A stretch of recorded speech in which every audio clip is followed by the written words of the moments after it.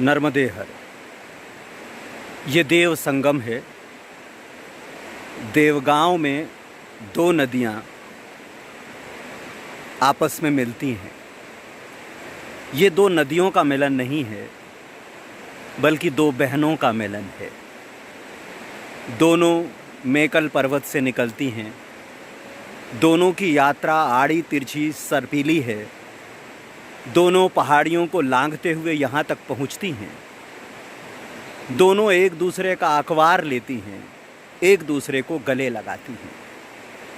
एक हैं माँ नर्मदा, जो अमरकंटक से निकलकर यहाँ तक पहुँची हैं, खूब सारे पहाड़ों पत्थरों को पार करते हुए, खूब सारी घाटियों से गुज़रते हुए।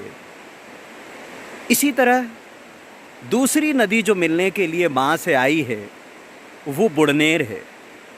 वो भी मेकल रेंज से निकलती है।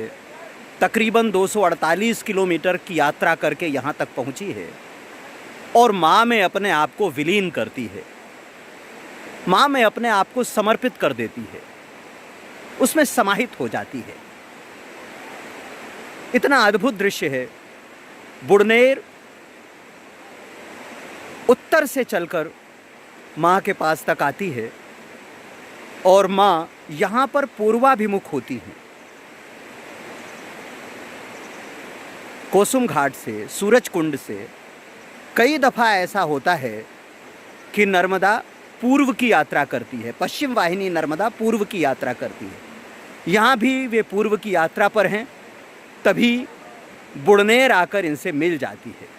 यहाँ पर माँ नर्मदा का पाट काफ़ी चौड़ा है, लेकिन वे अपना दक्षिण का पूरा इलाका छोड़कर उत्तर की तरफ सिमट आई हैं, अपने प्रवाह के साथ, अपने वेग के साथ, ताकि वो बुड़नेर को गले लगा सके, उसका आत्मीय स्वागत कर सके, उसे अपने आप में भर सके और फिर आगे की यात्रा कर सके। यहाँ जितना वेग वे बनाती हैं, उतना पहले कुछ ही जगहों पर बनाती हैं।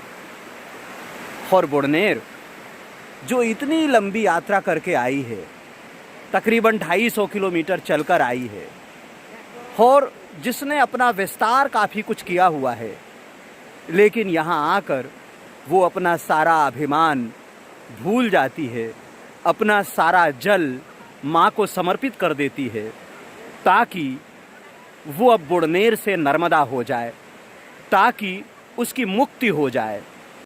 गांव के लोग कहते हैं कि दो नदियों के साथ माँ सरस्वती भी हैं। जैसे गंगा यमुना के साथ माँ सरस्वती हैं, ठीक उसी तरह यहाँ पर माँ सरस्वती गुप्त रूप से बह रही हैं। लोक की माने तो ये 3 नदियों का संगम है, माँ नर्मदा, बुड़नेर और माँ सरस्वती। माँ सरस्वती ठीक उसी तरह से अदृश्य हैं जैसे संतों की सिद्धियाँ, जैसे हजारों करोड़ों साल से की जा रही तपस्या का वलय, ओरा दिखाई न देते हुए भी जिसकी ऊर्जा महसूस की जा सकती है, ठीक उसी तरह लोक के मानस में माँ सरस्वती की, सरस्वती नदी की ऊर्जा महसूस की जा सकती है। यह कमाल ही है कि जब बुड़नेर अपने आप को माँ रेवा को समर्पित करती है, तो वो ज़्यादा आकर्षक हो जाती है। उसके तट पर उसे चाहने वाले ज़्यादा आते हैं।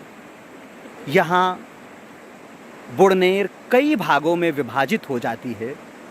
माँ से मिलने से पहले उसकी शाखाएं कई हो जाती हैं, तकरीबन सैकड़ों में हो जाती हैं, और इन मिट्टी के पाटों के बीच से होकर जब बुड़नेर बहती है, तो वो सहस्त्रधारा जैसी एक रचना करती है, और ये रचना लुभाती है